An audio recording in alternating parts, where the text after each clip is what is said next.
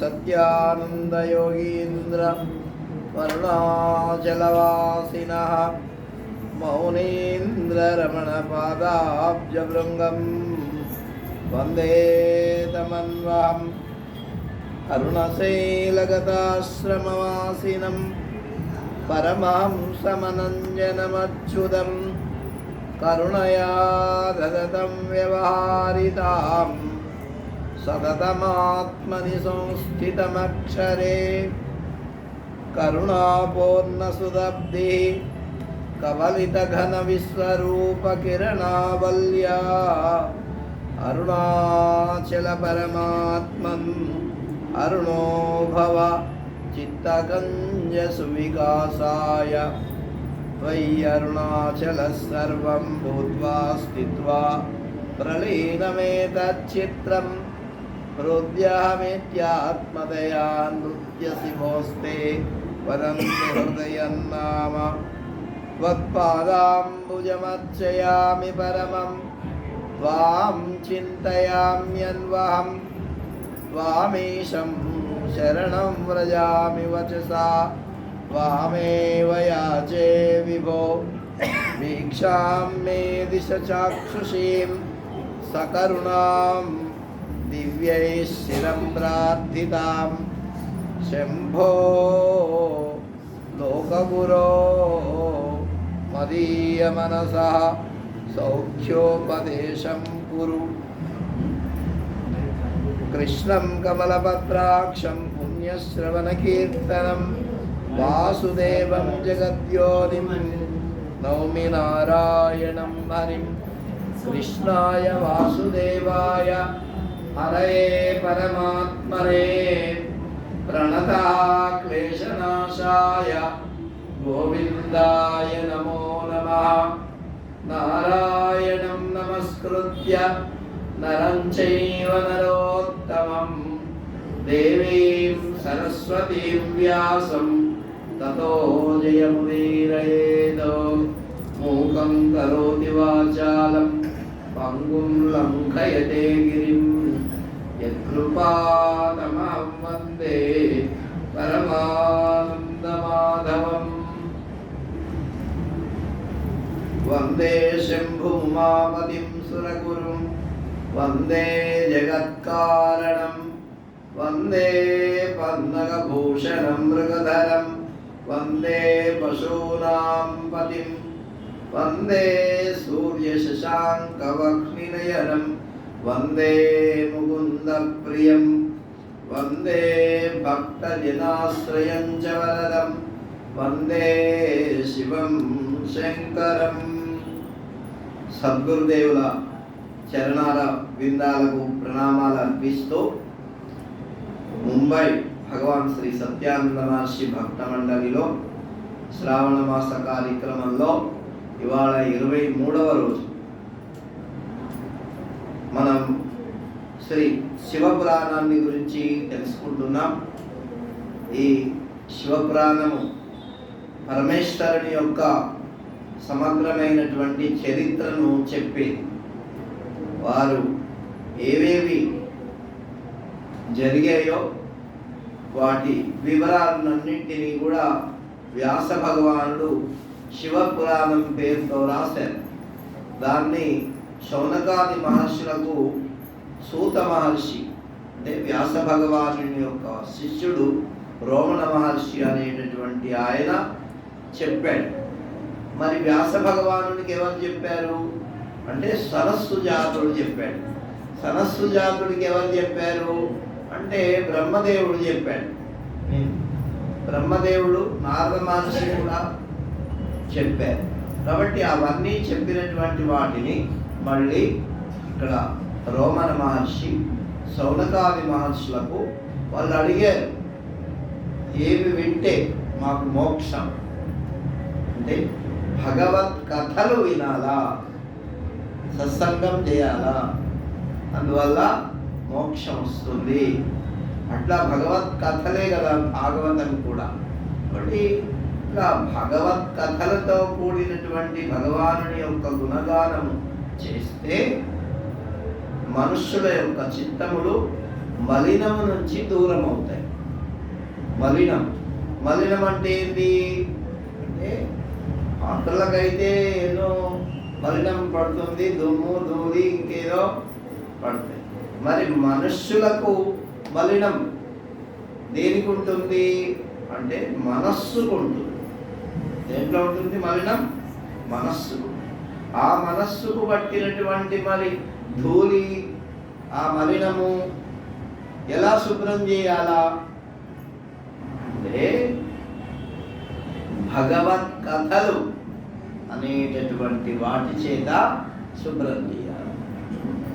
మరి పాత్రలు వేత్రలు అయితే ఏదో విమ్ము పెట్టో సబ్బు పెట్టో ఇంకేదో పెట్టి శుభ్రం చేస్తారు. మరి మనస్సుకు మలినం అంటే ఏంటి మరి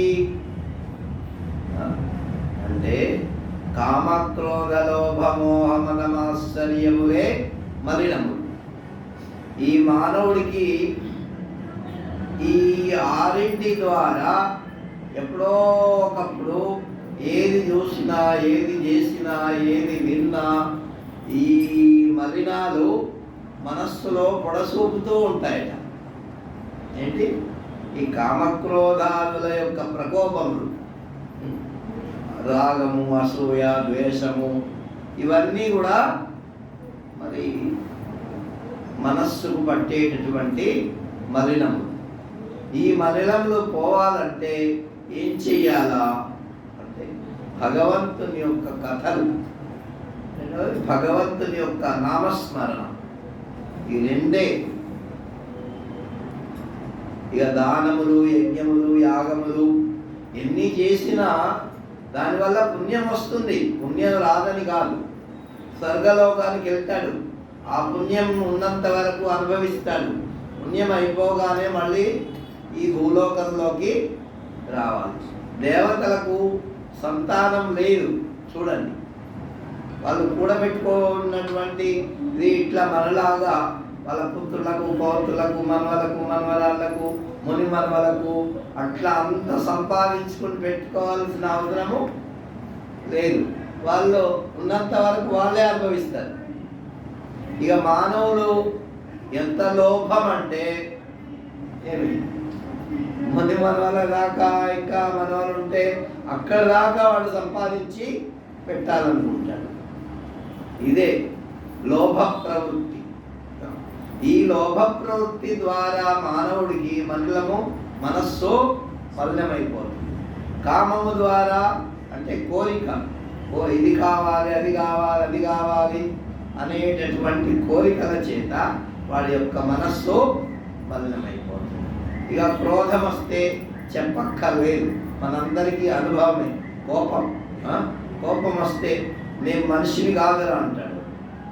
ఏమంటాడు? మనిషి కాదు అంటే వాడు ఏమైపోతాడు? వాడికి తెలియకుండానే వాడు పశువు అయిపోతున్నాడు. ఇంకా పశువులన్నా నయం, వాటికి ఊరికినే కోపం రాదుగా. వీడికి ఆకాంక్ష ఎప్పుడైతే ఉంటుందో అప్పుడు కోపం వస్తుంది, అది నెరవేరకపోతే. కాబట్టి అంటే వీడు భ్రష్టుడు అయిపోతాడు. భగవద్గీతలో చెప్పాడు కదా, కామ సంజాయతే కామ, కామాత్ క్రోధోభిజాయతే, క్రోధాత్ భవతి సమ్మోహ, సమ్మోహాత్ స్మృతి విభ్రమ, స్మృతి భ్రంశాత్ బుద్ధినాశో, బుద్ధినాశాత్ ప్రణశ్యతి. బుద్ధి ఎప్పుడైతే భ్రష్టమైపోతుందో మానవుడికి అంతా నాశనమే. సంగా సంజాయతే కామ, వీడికి ఏదన్నా మంచి వస్తువు అంటే ఉంటాయి ఎన్నో, వీడు అనుకుంటాడన్నమాట లోపల మనస్సులో ఎంత బాగున్నది అంటే చాలు ఇక పట్టుకుంటుందంట. అందుకే అంటే వాడు కోరింది అన్ని మంచివని కాదు, వాడు కోరి ఏది కోరితే అది మంచిది అనుకుంటాడు. అది శాస్త్రీయమా అశాస్త్రీయమా అవన్నీ అక్కర్లేదు. కాబట్టి ఏది అందరికీ ఒకటే మంచిది అనిపించకపోవచ్చు, అందరికీ ఒకటే నచ్చకపోవచ్చు, నచ్చుతుందా? అందుకే లోకో భిన్న రుచి. ఈ లోకము ఒక్కొక్కరికి ఒక్కొక్క రుచి, అంటే వాడి యొక్క గుణ సంస్కారము చేత వాడి రుచి మారిపోతుంది. అందుకే దానికి ఏం చెప్పారంటే త్రిగుణములు. ఈ 3 గుణములు సత్వ రజ తమో గుణములు. ఈ తమో గుణము యొక్క ప్రకోపము చేత ఒకటి ఇష్టపడతాడు, రజోగుణము చేత మరొకటి ఇష్టపడతాడు, సత్వగుణము చేత మరొకటి ఇష్టపడతాడు. ఈ విషయమే నిన్న మనం పరమశివుడు చెప్తూ ఉంటే తెలుసుకున్నాం. ఈ రజోగుణము ఇప్పుడు భగవంతుడు భగవద్గీతలో కూడా చెప్పాడు కదా, సత్వగుణం ఉండేవాళ్ళు ఎలా ఉంటారు, మరి రజోగుణం ఉండేవాళ్ళు ఎలా ఉంటారు, తమోగుణము ఉండేవాళ్ళు ఎలా ఉంటారు. కట్వాంల లవణాత్యుష్ణ తీక్ష్ణ రూక్ష విదాయిన, వాళ్ళకు అటువంటి ఆహారము ఇష్టమంట. కటు చాలా గట్టిగా ఉండేవి, కట్వాంల ఆ శబ్దాలే అట్లా ఉన్నాయి చూడండి. ఎంత ఆమ్లం అంటే ఎక్కువ పులుపు, కట్వ ఆమ్ల లవణ ఎక్కువ ఉప్పు ఆహార పదార్థాలు తినేటటువంటి వాళ్ళకు. ఆమ్ల లవణ చూష్ణ చాలా వేడివేడి. ఇక కొంతమంది మనం చూసుకుంటాం, వాడికి ఎంత వేడి వేడి ఛాయ్ ఇచ్చినా ఇంకా చల్లారిపోయింది ఛాయ్ అంటాడు. కాబట్టి ఇట్లా అంటే వాళ్ళకు తీగానే 120 డిగ్రీలా ఉండేటటువంటి ఛాయ్ తీసి వడపోసి ఇచ్చేంత లోపల అది చల్లారిపోతుంది వాళ్ళకు. అది ఎంతసేపు ఉన్నా మరి ఏదో గోరువెచ్చగా ఉండేది కొంతమంది ఇష్టపడతారు. అందుకే రామకృష్ణ పరమహంస ఆయన భోజనము గోరువెచ్చగా ఉండేది అమ్మవారికి నివేదన చేసేవాడు. వేడివేడిగా తీసి ఇట్లా నివేదన చేసేవాడు కాదు, ఇట్లా విసిరి అంటే అమ్మవారికి కూడా అమ్మవారు అట్లా ప్రత్యక్షంగా భోజనం చేస్తున్నారు అని ఆయన నివేదన చేసేవాడు. ఇక మనకు టైం లేక లేకపోతే ఇంకేం అట్లా గిన్నెలో వచ్చి నోడుకొని వచ్చి ఆయనకు నైవేద్యం పెట్టి చూపించేస్తాడు. ఎంత వేడి ఉన్నా అదేమనుకోవచ్చు. కాబట్టి అట్లా కాదు. లవణాత్యుష్ణ తీక్ష్ణ, తీక్ష్ణం అంటే కారం ఎక్కువగా ఉండేటటువంటి రూక్ష, తీక్ష్ణమైనటువంటివి కారం ఎక్కువగా ఉండేటటువంటి విదాయిన. ఇక దాహం ఎక్కువ పదార్థాలు తింటే దాహము విదాయిన ఎక్కువ ఉంటుందంట. ఇవి ఎవరికి ఇష్టము అంటే రాజసులకు ఇష్టం. ఈ లోకంలో చూస్తున్నాము అవే ఎక్కువగా కనిపిస్తున్నాయి. ఇక తామసుకులు మరి పర్యూషితం, ఒక వండిన తర్వాత 3 గంటలు అయిన తర్వాతనో, ఒక రోజు అయిన తర్వాతనో, మరి పాసిపోయిన తర్వాతనో కొన్ని పదార్థాలు పులిసిపోతాయి చూడండి, అవి ఇష్టం, అట్లా తింటారు. అయితే పూర్వకాలంలో ఈ కూరాడు పెట్టేవాళ్ళు, దాంట్లో కలుగు ఉండేది, కలుగుతో అన్నం వండుకునేవాళ్ళు, గడక పోసుకునేవాళ్ళు, అన్నీ దాంట్లోంచి. అంటే అది పూర్వకాలంలో అలా చేస్తూ ఉంటే అది చూడండి, మీరు ఆ అన్నం తింటే దాహం అయ్యేది. అంబలి లాగండి దాంతో తయారు చేసి మీకు దాహం అయ్యేది, ఎంత ఎండకాలం అన్నా కాదు. మీ శరీరానికి మంచి పౌష్టికం ఇస్తుంది. అప్పుడు దాంట్లోంచి తినేవాళ్ళు కాబట్టి షుగర్లు లేవు పూర్వకాలం. ఇప్పుడు అటువంటి అన్నం తినడం లేదు కాబట్టి ప్రతి వాడికి షుగరే. ఎందుకు వచ్చింది చెప్పండి? ఇది ఎక్కువ పులుపు ఉండదు, దీంట్లో ఉండేటటువంటి తీపిని కొద్దిగా తగ్గిస్తుంది ఈ కలుగు వల్ల. అందువల్ల ఆ అన్నం తింటే ఇప్పటికి ఆరోగ్యం. ఇక షుగర్ అనేటటువంటిది అటాక్ అయ్యే ప్రశ్నే లేదు. అంబలి కూడా ఎంత బాగుంటుందంటే దాంతో తయారు చేసినటువంటి అంబలి ఆరోగ్యానికి పనికొచ్చేటటువంటి పదార్థాలన్నీ ఇప్పుడు పోయినాయి. హాట్ ఇప్పుడు మనము రోడ్లో చూస్తూ ఉంటే అవే షాపులు కనిపిస్తాయి. ఇన్నేమో పేర్లు ఉంటాయి, నాకు అంతగా జ్ఞాపకం లేదు. కాబట్టి అంటే మానవుడి యొక్క ఆ మానసిక వ్యవస్థను తయారు చేసేది ఆహారం. నువ్వు ఎటువంటి ఆహారం తింటే అటువంటి మనస్సు తయారవుతుంది.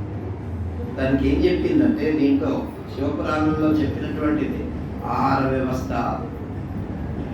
స్థూలంగా ఆహారం మనం తింటాము, తిన్నటువంటిది దాంట్లో విభాగాలు అవుతాయి. ఆ రసప్రదమైనటువంటి పదార్థమంతా కూడా శరీరంలో లోపల ఉండేటటువంటి పరమాత్మ వేరు చేసి మన శరీరం లోపల అవయవాలకు పంపిస్తాడు. ఇక దాంట్లో స్థూలమైనటువంటి పదార్థం అంతా కూడా మలినంగా వెళ్ళిపోతుంది. అందుకే దానికి కూడా ఎక్కువ తింటే ఆ ఆహారంలో ఉండేటటువంటి పూర్తి రసము శరీరానికి పట్టదు. అందుకే దానికి ఒక లిమిట్గా తినమని చెప్పి తింటే ఆ ఆహారంలో ఉండేటటువంటి రసము మన శరీరానికి పడుతుంది, లేకపోతే అది బయటకు వెళ్ళిపోతుంది. అందుకే కొంతమంది ఎక్కువ తింటారు కదా, వాళ్ళకి శరీరానికి పట్టదని. అంటే ఆ పట్టినటువంటి ఆ పదార్థం చేత, ఆ రసం చేత మన అవయవములన్నీ పోషింపబడతాయి. ఈ పోషింపబడినటువంటి ఆహార పదార్థాలు, ఈ అవయవాలు దాంట్లో సూక్ష్మమైనటువంటి పదార్థముల ద్వారా, ఆ రసము ద్వారా మన కళ్ళు, మన యొక్క బుద్ధి, మన చెవులు, మన అవయవాలు ఆ రసము యొక్క ప్రభావము చేత అటువంటి విషయాలనే కోరుతాయి. అది కోరడం వల్ల ఈ ఇంద్రియాలు ఏమవుతాయంటే వాటిని వినడం వల్ల ఈ మనస్సుకి మనం విన్నటువంటి మాటల వల్ల, చూసినటువంటి దృశ్యాల వల్ల అవి మానవుడికి అలా మనస్సు తయారవుతుంది. ఆ మనస్సు ఏమవుతుంది అంటే ఆయా విషయములను గ్రహించాలనేటటువంటి భావన కలుగుతుంది. అంటే సాత్వికమైనటువంటి ఆహారం గ్రహిస్తే నీ మనస్సు శుద్ధమైపోయి సాత్విక పదార్థాలను కోరుతుంది. ఇక రాజసికమైన పదార్థాలు కోరితే రాజసికమైన. కాబట్టి ఈ విధంగా మన మనస్సు తయారవడానికి ఏమిటి కారణం? కేవలం ఆహారం ఒకటి, తర్వాత మన కళ్ళ ద్వారా మన మనస్సుకి ఆహారం రెండవది. శరీరానికి ఆహారము తిన్నటువంటి పదార్థము, ఇక మనస్సుకి ఆహారము మనం చూసినటువంటి పదార్థములు, విన్నటువంటి పదార్థములు, వాసన చూసినటువంటి పదార్థములు, తాకినటువంటి పదార్థములు, ఇవన్నీ కూడా మనస్సుకి. అంటే ఈ కంటి ద్వారా తింటుంది మనస్సు, కేవలం నోరుతోనే కాదు, జ్ఞాపకం పెట్టుకోవాలి.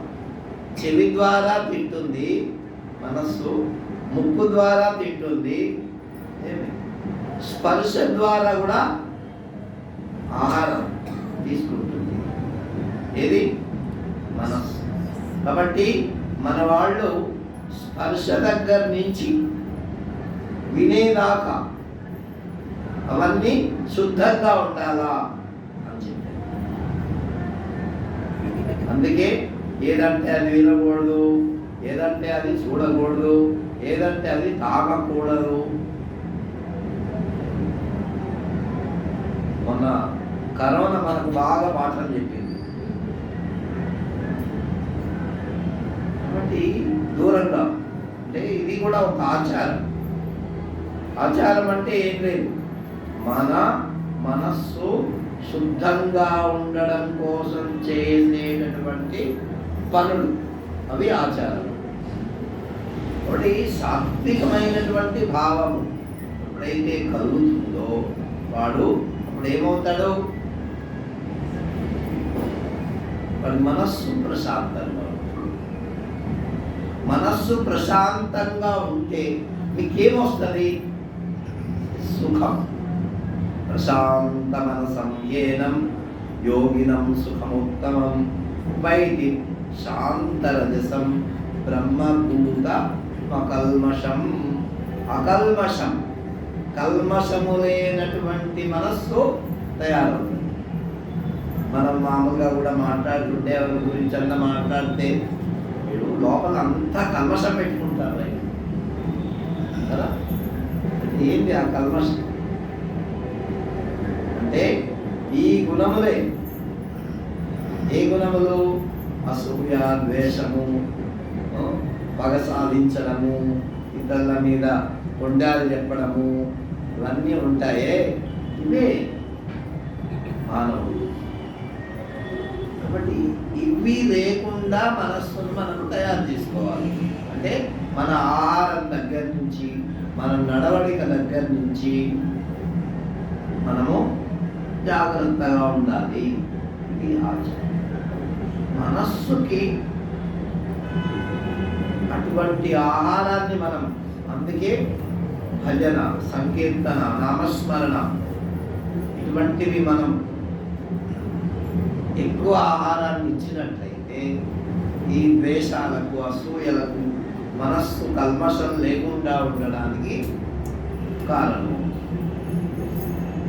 ఇప్పుడు మనము ఏదో ఒక ఈ సత్సంగం లేకుండా వేరే ఈ సమయాన్ని ఎక్కడో మనం వినియోగించామనుకో, దాంట్లో ఏమవుతుంది చెప్పండి?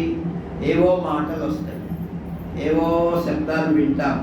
అవి కొన్ని క్రోధాన్ని కలిగించే మాటలు ఉంటాయి, కొన్ని దాని మీద ఆసక్తిని కలిగించే మాటలు ఉంటాయి, కొన్ని దృశ్యాలు అటువంటివి ఉంటాయి.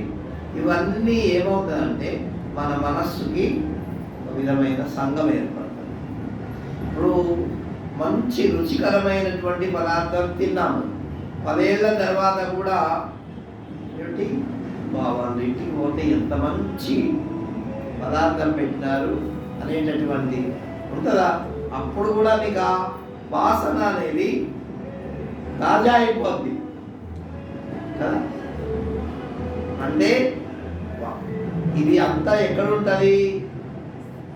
మన మనస్సులో స్టోర్ అయ్యి, అది ఆ పదార్థాలు చూసినప్పుడు ఆ స్టోరేజ్ బయటకు వచ్చేస్తుంది, మళ్ళీ దాన్ని కావాలనిపిస్తుంది కదా.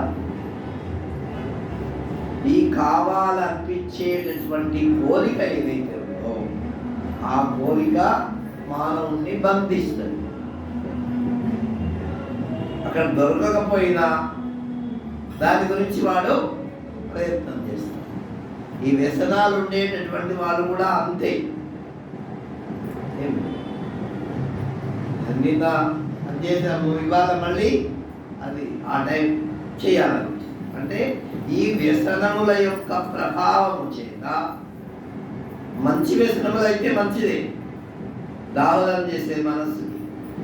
అట్లా కాకుండా మరి మనస్సును పాడు చేసేటటువంటి వ్యసనాలు ఉంటాయి, వాటి వల్ల ఇంకా దాంట్లో మునిగిపోతాయి. కాబట్టి అటువంటి వ్యసనాలను దూరంగా ఉంచి ఈ చెవి ద్వారా ఇచ్చేటటువంటి ఆహారాన్ని మనసుకి ఇచ్చేటటువంటి ఆహారాన్ని ఇటువంటి సత్సంగముల ద్వారా దృశ్యములు, మంచి దృశ్యముల ద్వారా ఈ మనస్సుకి అటువంటి ఆహారాన్ని ఇవ్వాలి.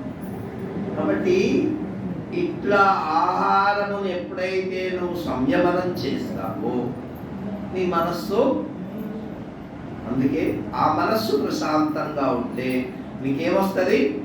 శాంతరజసం, శాంతమనేటటువంటి ఆనందం కలుగు. శాంతరసం ఏనం యోగినం సుఖముత్తమం ఉపైతి శాంతరజసం బ్రహ్మభూత మకల్మషం. కల్మషము లేనటువంటి ఆ బ్రహ్మ పదార్థము నీకు అనుభూతమవుతుంది. ప్రశాంతంగా ఉండేటటువంటి మనస్సులో వాడు ఆ పరబ్రహ్మను అనుభవిస్తాడు. ఇంకా ఆవేశముతో కూడినటువంటి మనస్సు ఉన్నదనుకోండి, వాడికి ఆలోచన విధానం ఉండదు. అందుకే బ్రహ్మానంద స్వామి వారు చెప్తూ ఉండేవారు, ఆవేశం ఎక్కువైతే ఆలోచన వెనక్కి పోతాడు, ఆవేశంలో పడిపోతాడు. అది మంచిదా చెడ్డదా అనేటటువంటి ఆలోచన, వివేకం. ఈ ఆత్మజ్ఞానానికి ఏం కావాలా? వివేకం కావాలి. వాడికి శాంతి కావాలంటే వివేకం కావాలి. వివేకం అంటే ఏంది? సత్ అసత్, ఏది మంచి ఏది చెడు, ఏది మనం ఆచరిస్తే మంచిది, ఏది ఆచరించకుండా ఉంటే మంచిది, ఏది చేస్తే మనకు చెడుపు వస్తుంది, ఏది చేయకపోతే మన యొక్క జీవన గమ్యం ఎలా ఉంటుంది అనేటటువంటి విచారం. ఇప్పుడు దానికి ఒక ఆయన చెప్పారు, మన స్వామివారు ఒక దాంట్లో రాశారు. మనము రోడ్లోంచి పోతుంటే ఒక చోట మంచి జిలేబీ తయారు చేస్తున్నారు. అది ఎంతో దూరంలో ఉంది, మన కనిపించలేదు, కానీ ఆ వాసన వచ్చింది. మన ముక్కు ఏం చెప్తున్నది? చాలా మంచి వాసన. అది ఇంతకుముందు మనము ఆ వాసన పిలిచి ఉన్నాం కాబట్టి ఇక్కడ జిలేబీ చేస్తున్నారు, లేకపోతే ఇంకా ఏదో వస్తుందా రాదా, ఇక్కడ మంచి లడ్డు చేస్తున్నారు, మనం ఏం చూడం, మన కంటికి ఏం కనిపించదు, కానీ మనసు ఇంతకుముందు ఆ వాసనా ప్రాబల్యం చేత అది తెలుసుకుంటుంది. అరే ఇంత మంచిగా ఉంది ఆ జిలేబీ అని చెప్పేసి మనం అక్కడికి పోతాం. పోయిన తర్వాత దాన్ని ఇక్కడ నుంచో మన నాలుక తీసుకొచ్చింది, నాలుక కాదు ముక్కు తీసుకొచ్చింది వాసనని. వెంటనే నాలుక ఏమన్నది? తినండి కదా, తింటాం. అంటే అది రోడ్డు మీద చేసినటువంటిది అనేటటువంటి ఆలోచన ఏమైంది? పోయింది. అంటే నీ నాలుక ఏమన్నది? చాలా రుచిగా ఉంటుంది, తిను అన్నది. అంటే నీ వివేకం ఏమైంది? వెనక్కి పోయింది కదా. ఇట్లాగే అన్ని వస్తువులు, ఏ వస్తువైనా సరే, ఒక మంచి పదార్థం మన మనస్సుకి మంచి, అంటే అందరికీ అదే మంచి అనిపించాల్సిన అవసరం లేదు.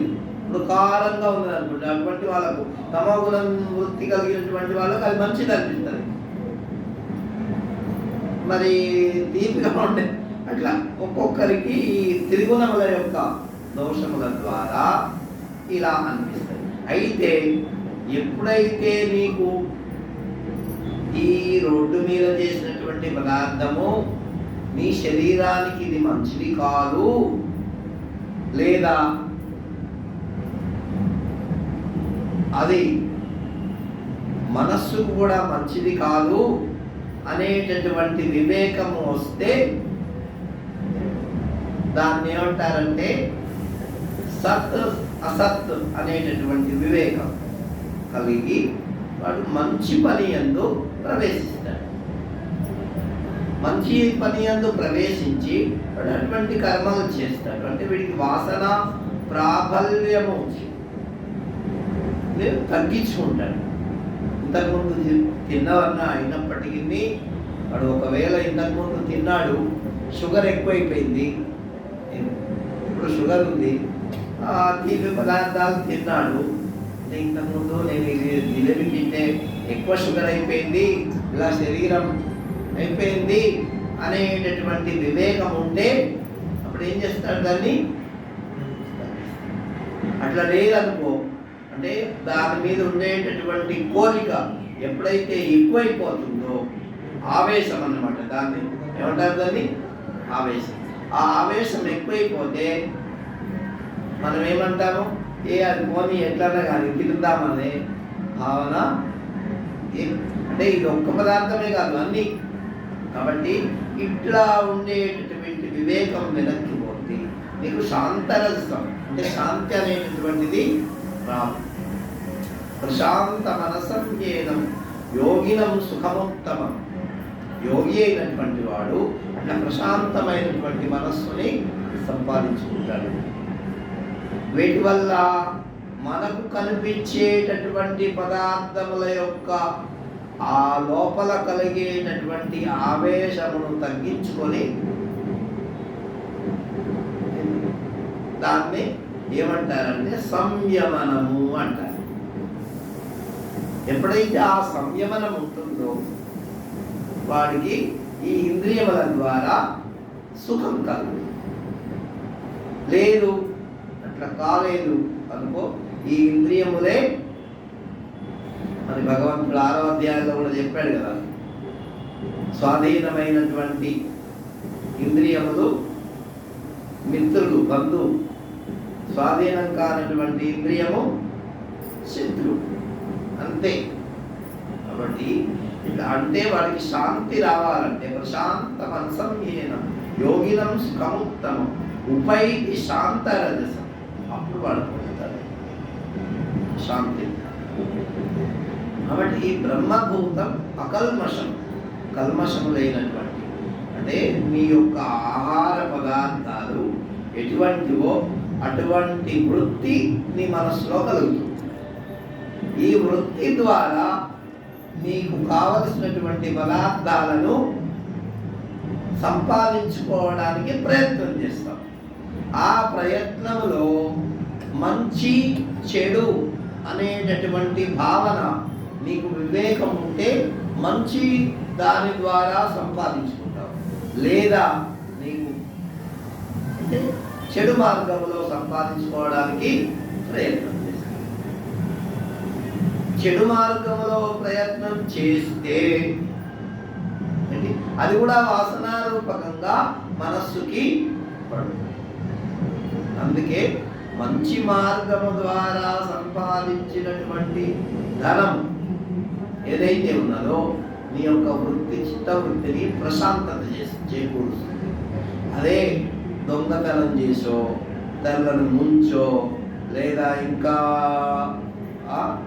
మోసం చేసో ఇట్లా సంపాదించినటువంటి ధనము నువ్వు తింటావు కదా, తిన్నటువంటి దాని ద్వారా నీ మనస్సులో ఒక విధమైనటువంటి కుంఠ ఏర్పడుతుంది. ఆ కుంఠ ద్వారా మన యొక్క మనస్సు అంటే వాడి యొక్క బుద్ధిని పాడు చేస్తుంది. అందుకే ఎవరినన్నా మోసం చేశాడనుకో, వాడు బయటకి తెలుస్తుంది, వాడికి బయటకి అందరినీ దబాయిస్తాడు. వాడి ఇంట్లోకి లోపలికి పోయి మంచం మీద పడుకున్న తర్వాత ఏమి వాడికి తొందరగా నిద్ర రాదు. ఎందుకు నేను ఇలా చేశాను అనేటటువంటిదిలో, అంటే బయటకు వాడు ప్రెస్టేజ్ కోసం దాన్ని సమర్థించుకుంటాడు. పూర్వకాలంలో దాన్ని ఏం చెప్పారంటే, అది చేసినటువంటిది ఒప్పుకొని మళ్ళీ నేను చెయ్యననేటటువంటి ప్రతిజ్ఞను పూని అలా ఉంటే ఆ దోషం పరిహారం అయిపోయి నీ మనస్సు ప్రశాంతత కలుగుతుంది. అప్పుడు నీకు ఏమొస్తుంది? శాంతి కదా. కాబట్టి ఇటువంటి శాంతిని మనం మన యొక్క క్రియల ద్వారా, మనం తీసుకునేటటువంటి ఆహార పదార్థాల ద్వారా సంపాదించుకోవాలి. అందుకే ఈ త్రిగుణములు ప్రకోపించినప్పుడు ఏంటి, మనం వాటిని జాగ్రత్తగా చూసుకొని సాత్వికమైనటువంటి ఆహారాన్ని గ్రహించి భగవత్పరంగా ఉండేటటువంటి వాళ్లకు ఈ సాధన మరి పైకి వస్తుంది అని. అందరికీ నిద్రా సుఖం ఒకటే. ఈ లోకంలో ఎంతమంది ఉన్నారో, మందే కాదు, మనుషులు, పక్షులు, పశువులు అన్నీ కూడా నిద్ర అనేది సుఖం. నిద్రా సుఖం ఒకటే, దాంట్లో తేడా లేదు. కానీ కొంతమంది మంచి హంసతోలిక కల్పాల మీద పడుకుంటారు, ఒక్కొక్కరు చాపల మీద పడుకుంటారు, ఒక్కొక్కరు నేల మీదనే పడుకుంటారు. నిద్ర పోయిన తర్వాత వాడికి వీడికి ఏదన్నా తేడా ఉంటుందా? ఏమి తేడా? అది పడుకున్నంత నిద్ర వచ్చినంత వాళ్ళకే కానీ నేను ఇలా పడుకుంటున్నాను అని. కానీ అవి కూడా పదార్థములు, వస్తువులు ఏమిటి, వాడి స్ఫురణ దేహం ఉన్నంత వరకు, అంటే దేహము దేహ స్పృహ ఉన్నంత వరకు నేను దీని మీద పడుకున్నాను అనేటటువంటి వృత్తి వాడికి వస్తుంది. ఆ వృత్తి వల్ల వాడికి నిద్ర రాదు. అదే వాడిని చాప మీద పడుకోమంటే వాడి నిద్ర, నాకు నిద్ర లేదండి, వాడ నిద్రే పడలే, అవునా? దిండు లేకుండా కూడా, దిండు అంటే మెత్త ఉంటుందే పిల్లో, అది లేకపోతే నిద్ర. ఈ విషయంలో మహర్షుల వారు కథ చెప్పేవారు. ఒక ఆమె చేపలు అమ్ముకునే ఆమె ఉందండి. రోజు ఆ బుట్ట పెట్టుకొని చేపలన్నీ అమ్ముకొని వస్తూ ఉండి ఇంట్లోకి వచ్చి మామూలుగా పనులు చేసుకొని ఉండేది. ఒకరోజు చేపలు అమ్ముకుని వస్తూ ఉండగా బాగా వర్షం పడింది. వర్షం, ఎంత వర్షం అంటే అది ఇక తగ్గడమే లేదు. వాళ్ళ ఊరు పోవాలంటే కూడా పోరాకుండా మధ్యలో ఏవో చిన్న కాలువల నీళ్ళు ఉంటాయి ఆ పూర్వకాలంలో, అవి దాటి పోవాలంటే కూడా చాలా ఇక అనుకున్నది, ఇవాళ నేను పోలేను అని చెప్పి. పూర్వకాలం కొద్దిగా దయగలిగిన వాళ్ళు ఉండేవాళ్ళు. ఒక ఇంట్లోకి వెళ్ళింది ఆవిడ. వెళ్ళి, అయ్యా నేను ఇలా వచ్చాను, వర్షం ఎక్కువ పడుతున్నది, నేను మా ఇంటికి పోలేకుండా ఉన్నా, ఈ రాత్రి ఇక్కడ పడుకొని పోతా అని అడిగిందని. అదే ఆయన ఏం చేస్తాడంటే మల్లెపూల వ్యాపారం చేస్తాడు. ఈ మల్లెపూలన్నీ ఒక స్టోర్లో ఆయన పెట్టుకునేవాడు. తెల్లవారు వేసిన తర్వాత మళ్ళీ అమ్ముకోవడానికి ఆయన కూడా. వీళ్ళకు వేరే రూములు ఏం లేవు. ఆ మల్లెపూల రూమ్ ఇచ్చాడు ఆయన. ఏం ఇచ్చాడు? మల్లెపూల రూమ్ ఇచ్చాడు. సరే అమ్మ దీంట్లో పడిపోయేదని తినడానికి కూడా పెట్టేసేసి ఆమెకి ఎంతసేపటికి నిద్ర రావట్లేదు. ఎందుకంటే ఆమె ఏ వాసనతో ఉంది? చేపల వాసనతో ఆమె ఉండేది. ఈమెకేమో మరి మల్లెపూల వాసన ఇచ్చేసరికి అది గుబావిస్తూ ఉంది. మంచి వాసనే మనం అందరం అనుకున్నాం, కానీ ఆమెకి మాత్రం గిట్టలేదు, నిద్ర రాలేదు. చాలా సేపు అయింది నిద్ర రాకపోతే మళ్ళీ ఆమె రోజు